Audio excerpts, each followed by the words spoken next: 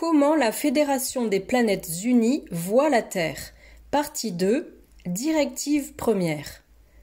Bonjour, je suis Maryse Varou, merci de m'avoir rejoint ici une fois de plus. Voici la deuxième de plusieurs parties qui portent sur le sujet de la façon dont la Fédération galactique ou Fédération des planètes unies voit la Terre. Plusieurs noms, même organisation. Aujourd'hui, je vais parler de la directive première, puis, dans la prochaine vidéo, je parlerai des restrictions de contact et de communication que la Fédération impose aux non-humains et aux humains eux-mêmes. Ce sujet n'a jamais été exposé ou décrit de manière directe, et je parle depuis mon expérience personnelle passée et présente, et depuis le point de vue de quelqu'un qui a été un jour parmi vous, marchant dans vos rues. Cela inclut les problèmes causés par les restrictions que je traverse en ce moment dans ma vie quotidienne et qui se reflètent également sur ma chaîne YouTube. Comme beaucoup d'entre vous peuvent l'imaginer, cela a un lien direct avec la tristement célèbre directive première dont mes prédécesseurs ont tant parlé. Ce document est très long et contient des protocoles détaillés pour l'exploration spatiale, la gestion de nouvelles espèces de n'importe quel type, et comment gérer les interactions avec les membres de la Fédération, les interactions liées à un vaisseau spatial d'exploration et les interactions liées à de nouvelles cultures, ainsi qu'avec de nouvelles espèces de plantes et d'animaux. Elle contient également des protocoles sur la façon d'éviter l'exposition à des contaminants, à des spores et micro-organismes, ainsi qu'à toute autre substance biologique ou chimique avec laquelle un équipage de vaisseau spatial peut entrer en contact. La directive première comprend également des informations et des protocoles décrivant le droit spatial qui est pratiquement identique à la structure de votre droit maritime. Il est donc assez évident que ce dernier est basé sur le droit spatial de la Fédération. La directive première est donc un long document qui remplit plusieurs volumes d'archives et en soi, ce serait un sujet très intéressant pour une future vidéo. Mais aujourd'hui, je voudrais attirer notre attention sur certaines lignes de ce document qui nous concernent directement. Tout d'abord, je dois mentionner que ces textes sont assez connus sur Terre et qu'ils ont même été présentés dans le cadre de la série télévisée et des films Star Trek, et la raison pour laquelle ils y figurent est que la Fédération elle-même et la cabale de la Terre qu'elle contrôle en définitive ont utilisé le créateur de Star Trek, Gene Roddenberry, et le reste des personnes impliquées dans la saga pour introduire de nombreux concepts spatiaux dans la culture terrienne, y compris celui de la directive première. De cette façon, ils parviennent à faire exister le concept sur Terre, tout en faisant en sorte que les gens l'associent au domaine de la science-fiction et non à la réalité des faits. On sait que Star Trek se base sur une combinaison entre les programmes spatiaux secrets de la Terre et la structure de la Fédération galactique réelle. Puisque Gene Roddenberry, au début des années 1960, a été en contact direct avec des extraterrestres pendant qu'il était dans une sorte de retraite. Mais même Dolores Cannon a mentionné à plusieurs reprises dans son travail que la directive première est réelle. Et les phrases que j'ai traduites exactement depuis le taïgécien et qui nous concernent maintenant sont les suivantes. Directive première.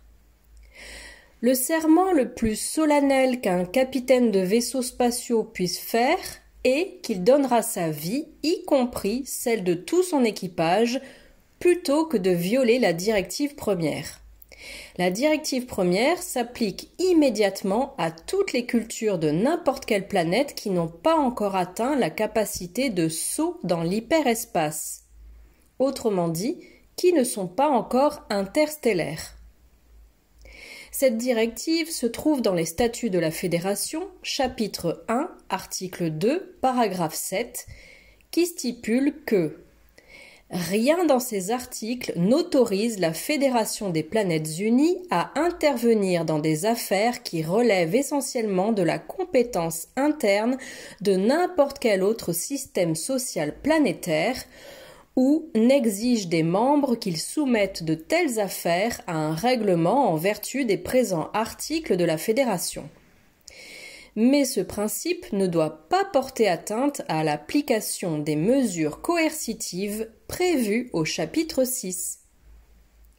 Le droit de chaque espèce sensible de vivre conformément à son évolution culturelle normale étant considéré comme sacré, aucun membre du personnel de la Fédération ne peut interférer avec le développement normal et sain de la vie et des cultures étrangères. Une telle interférence comprend l'introduction de connaissances, de forces ou de technologies supérieures dans un monde dont la société est incapable de gérer ses avantages avec sagesse. Le personnel de la Fédération ne pourra pas violer cette directive première, ni même pour sauver sa vie et ou son vaisseau, à moins qu'il n'agisse pour corriger une violation antérieure ou une contamination accidentelle de la dite culture.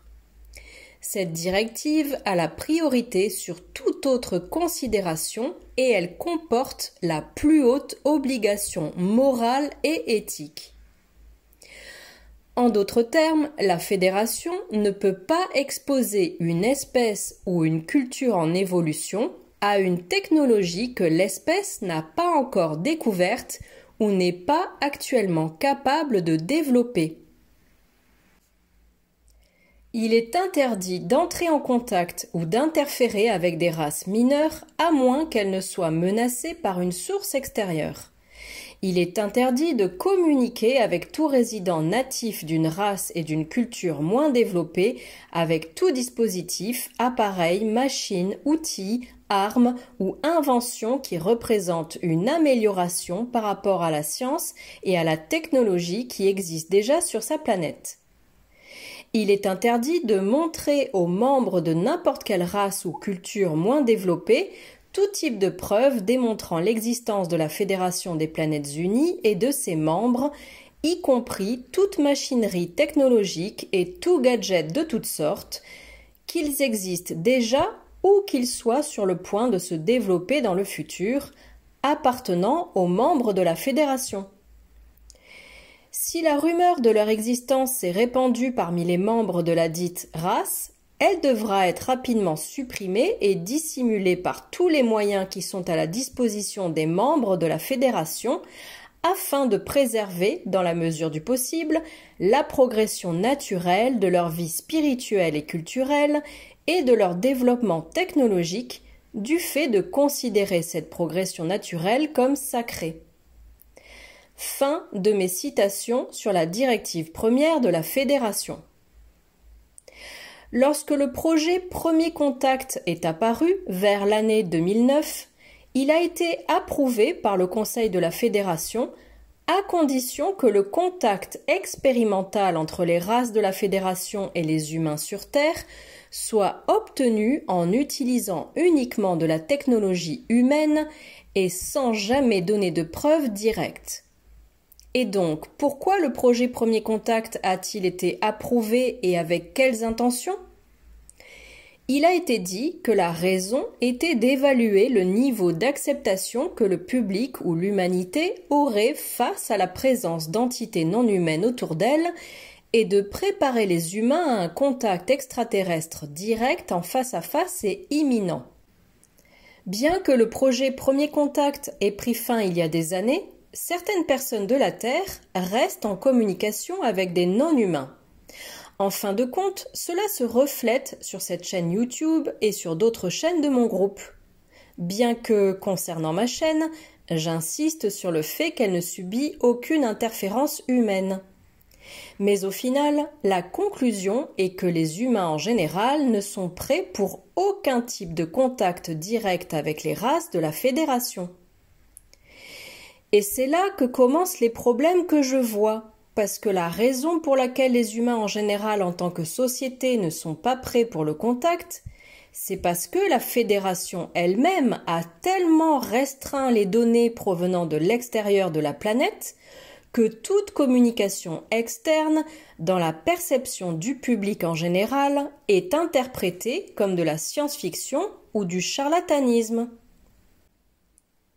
Avec la fédération, toute transmission directe provenant de non-humains ne fait que s'ajouter à la quantité déjà importante de bruit médiatique et de surcharge d'informations, essentiellement parce qu'il existe énormément de sources au sujet des extraterrestres qui se contredisent et qui finissent même par se battre entre elles, exposant par là même leur faible niveau d'évolution éthique et spirituelle.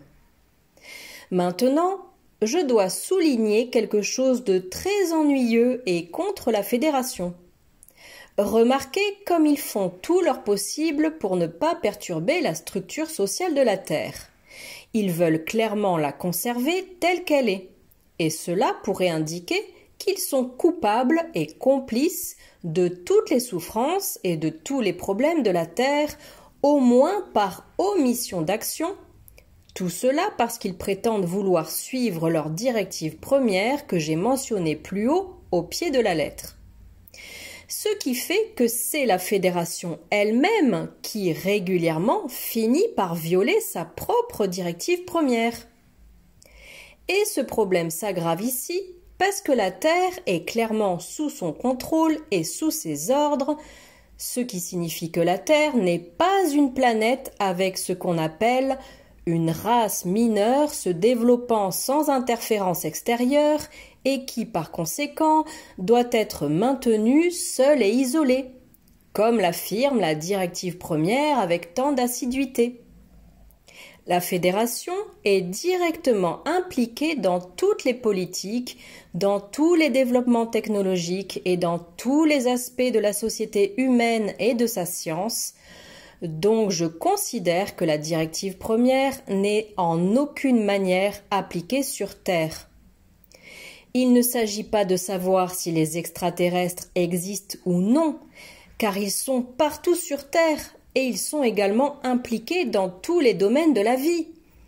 Ajoutez au fait que ces non-humains faisant semblant d'être des humains appartiennent aux races de la Fédération et sont sous les ordres et sous la surveillance de la Fédération elle-même.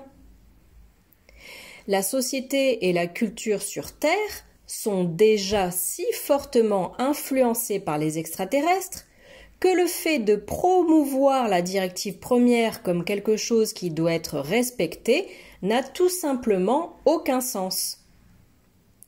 Je comprends parfaitement que la plupart des gens vivent dans une bulle de réalité que nous appelons tous la matrice 3D et qu'on puisse devoir respecter la réalité officiellement acceptée en les laissant évoluer par eux-mêmes.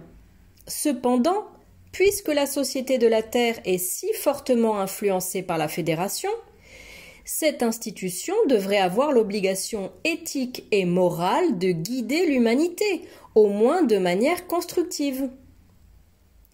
D'un autre côté, je vois aussi des raisons pour lesquelles la Fédération doit agir de manière permissive et cela a beaucoup à voir avec les parts d'ombre des humains ou leur côté obscur et avec leur capacité de manifestation dans la matière qui est malheureusement très efficace, surtout quand il s'agit de manifester des choses négatives pour eux-mêmes, et cela fera l'objet d'une prochaine vidéo. Donc je comprends le besoin de la Fédération de séparer les non-humains des humains, quelle qu'en soit l'excuse. Mais il y a de nombreuses incohérences et des choses illogiques avec lesquelles je ne peux pas être d'accord. Et d'ailleurs, j'ai vécu, je suis en train de vivre et je vivrai beaucoup de ces incohérences. J'en parlerai dans ma prochaine vidéo. Car il s'agit d'une série de vidéos sur la Fédération que l'on devrait considérer comme un seul sujet, où la prochaine vidéo commence là où la dernière s'est terminée. Merci d'avoir regardé ma vidéo. Avec beaucoup d'amour. Maryse Varou.